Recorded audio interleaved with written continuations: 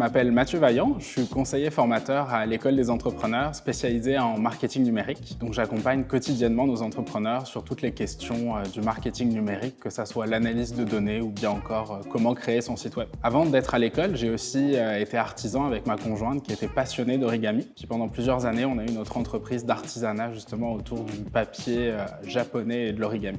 Bonjour, moi c'est Lisanne Latulippe. Je suis créatrice textile spécialisée en tricot. Je fais des vêtements donc en tricot, des chandails, des tuques, des foulards. Puis ça fait 22 ans que je fais le métier. Avant mon coaching avec Mathieu, j'avais pas vraiment des habitudes d'analyser des données, mais c'est quelque chose que je voulais faire. Mais j'avais pas ce que je voulais que lui me donne. En fait, c'était mes outils pour me permettre de faire l'analyse de données. Donc, j'avais pas vraiment une méthodologie de travail, je dirais, avant de rencontrer Mathieu. Ce qu'il faut comprendre, c'est que le marketing numérique n'a pas inventé l'analyse de données. Ça fait des dizaines, des centaines d'années qu'on analyse d'une façon ou d'une autre les données. Par contre, il a collecté énormément d'informations. Pensez-y, les clics, les impressions, les visites sur les sites web sont autant d'informations qu'on collecte. L'analyse de données va vous guider, va vous permettre justement d'éviter d'avancer à l'aveugle et ça va vous permettre d'avoir une rétroaction sur vos actions pour avancer toujours de la meilleure manière. Vous en faites d'ailleurs certainement déjà sans vous en rendre compte de l'analyse de données. Si vous savez combien de personnes ont visité votre site web la semaine dernière, c'est déjà des bonnes prémices d'analyse de données. C'est donc d'utiliser l'ensemble de ces informations à notre avantage pour essayer d'améliorer notre entreprise et de mesurer notre performance. Les répercussions positives que j'y voyais, c'était un côté de motivation, puis de mesurer l'impact des gestes que je faisais sur ma boutique en ligne et sur mes réseaux sociaux.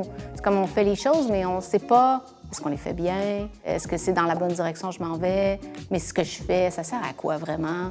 Fait que c'était ça un peu que je voulais aller chercher avec l'analyse de données, c'était de dire, bien, est-ce que je fais de la bonne job, oui ou non, puis y a-t-il moyen de le savoir? Tout d'abord, vous allez vouloir analyser vos données pour comprendre et améliorer la performance de votre site web. Vous avez certainement investi beaucoup de temps et d'argent dans la création de votre site. L'idée, c'est maintenant de pouvoir mesurer sa performance et de l'améliorer, toujours et encore. Pour ça, l'analyse de données va vous permettre de suivre notamment le nombre de visiteurs, de sessions qui viennent sur votre site, puis de comprendre quels sont les points d'accro. À titre d'exemple, vous allez peut-être vous rendre compte que les visiteurs sur mobile achètent 4 fois moins que les visiteurs sur ordinateur. Ça va être un bon point de départ pour essayer de comprendre pourquoi. Et grâce à ça, vous allez justement essayer d'améliorer ce taux pour toujours et encore améliorer votre site web et essayer de driver le plus de trafic possible.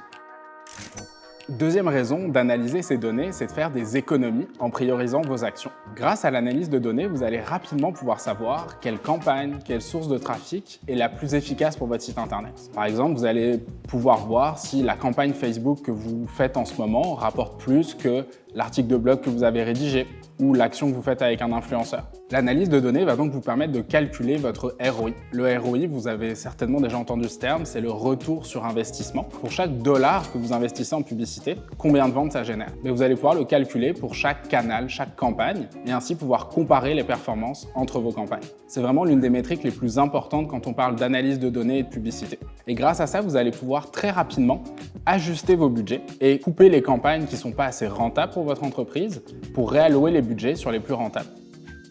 Quand que Mathieu il m'en a parlé, il m'a dit c'est préférable peut-être d'en mettre surtout ton argent sur des pubs Instagram ou des pubs Facebook que sur du Google AdWords. Parce que selon lui, c'est là aussi que tu avais un retour qui était meilleur, mais aussi parce que j'avais une présence qui était meilleure sur ces plateformes-là. Je vois déjà des ventes qui sont faites de par les réseaux sociaux, alors je suis aussi bien de continuer à maximiser ce marché-là plutôt que de commencer peut-être plus dans le vaste réseau de recherche Internet.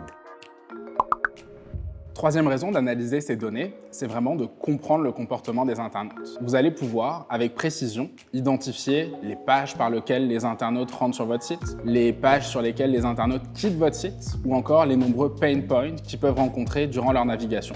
À titre d'exemple, si vous avez un site e-commerce, vous allez vouloir dresser le tunnel de navigation. Donc par quelle page les internautes passent pour arriver jusqu'à l'achat. Puis grâce à ça, vous allez peut-être vous rendre compte que rendu à la page de calcul des frais d'envoi, vous perdez la majorité de vos clients. Ça va vous vous donner une bonne piste d'optimisation pour votre site internet, de peut-être recalculer vos frais d'envoi avec un nouveau partenaire, travailler une promotion d'un montant minimum pour avoir des frais d'envoi gratuits. L'analyse de données aura été vraiment votre déclencheur pour savoir où est-ce que vous devez optimiser votre site. Aujourd'hui, l'analyse de données est accessible à tous. Des outils gratuits comme Google Analytics sont vraiment une bonne base pour plonger dans ces données. Même si ces outils sont complexes et peuvent paraître un peu durs à utiliser, commencez par vous fixer des objectifs simples. Répondez à des questions très précises. Combien de visites vous avez eues le mois dernier sur votre site web? Quelle est la source de trafic la plus importante sur votre site? Ou encore la plus efficace? Vous pouvez aussi essayer de commencer à regarder vos visites si vous avez eu des pics certains mois ou certains jours de l'année, puis essayer de corréler ça avec vos actions marketing. Peut-être que vous allez trouver un pic un lundi, puis ça correspondra à une apparition que vous avez eue dans un article de presse ou un influenceur qui a parlé de vous. Ça va vous permettre justement de commencer à lier un peu les actions qui peuvent se passer offline et les actions marketing. Moi, la Presse Plus, il y a plusieurs années, en fait, on avait eu un article, le maire Coderre, dans ce temps-là, il avait donné un de nos foulards à la mairesse de Paris. Puis le topo, c'était Coderre qui donne un foulard à Anne Hidalgo à Paris. Puis là, tu as la mairesse de Paris avec son foulard String Theory, c'est super beau. Puis là, ce qui est cool avec la Presse Plus, c'est que tu as un clic, tu arrives sur le site web de la personne, tu vois tout de suite le trafic qui arrive de là. Mais ce week-end-là, j'avais vendu comme 30 foulards en ligne, tous quasiment comme celui de Anne Hidalgo.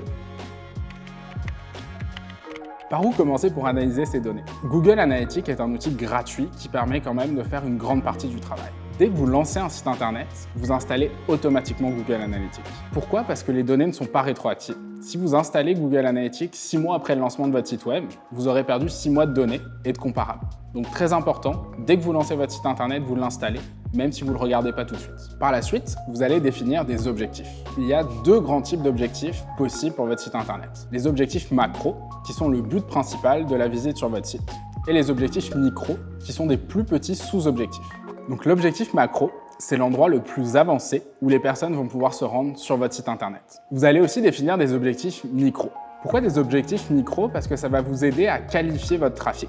Pensez-y, si vous êtes en e-commerce, il y a peut-être seulement 5% de vos visiteurs qui vont acheter. Ça ne veut pas dire que les 95% restants ne sont pas qualifiés. Ils n'avaient peut-être pas besoin de votre produit pour l'instant. Mais on va essayer de les qualifier avec des objectifs micro qui aident votre entreprise. Par exemple, si un utilisateur s'est inscrit à votre infolettre, a lu un article de blog ou visité plusieurs pages produits, c'est autant de plus petits objectifs qui vous aident à savoir si le trafic sur votre site internet est de qualité ou pas.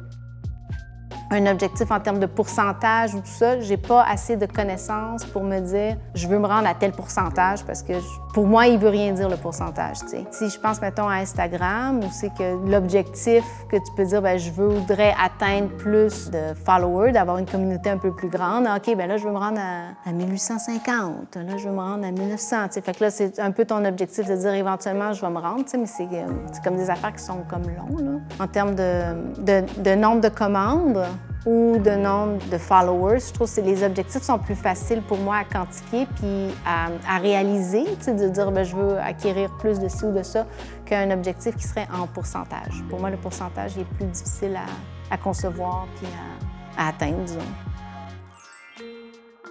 Quelques conseils pour bien analyser ces données. Premièrement, les chiffres en valeur absolue ne veulent strictement rien dire. Si vous me parlez de 3% de taux de conversion ou 2000 visites sur votre site le mois dernier, ça peut être aussi bien excellent que très mauvais. Quand on parle d'analyse de données, l'important c'est le comparable. Comparez vos visites par rapport au mois précédent, au même mois l'année passée, et assurez-vous d'être toujours en hausse. Deuxième conseil, prenez de la hauteur.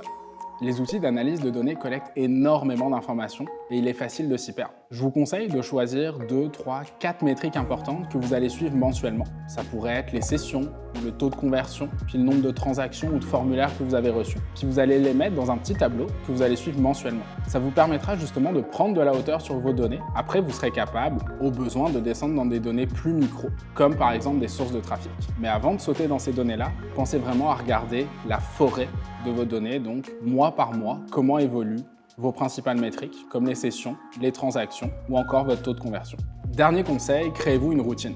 Un peu comme pour gérer vos réseaux sociaux où vous allez les planifier une fois par semaine, faites la même chose pour vos données. Mettez du temps à l'agenda, une fois par semaine ou une fois par mois, pour analyser vos données et remplir le fameux tableau dont on vient de parler. De mon côté, ma technique, c'est vraiment de commencer ma semaine avec un café à 9 h le lundi matin, où je vais regarder mes données et me promener dans mon Google Analytics. À vous de trouver votre façon de les analyser et votre routine, mais l'important, c'est vraiment de créer une habitude et que ça rentre dans votre agenda. C'est relax. Allez. Même si ces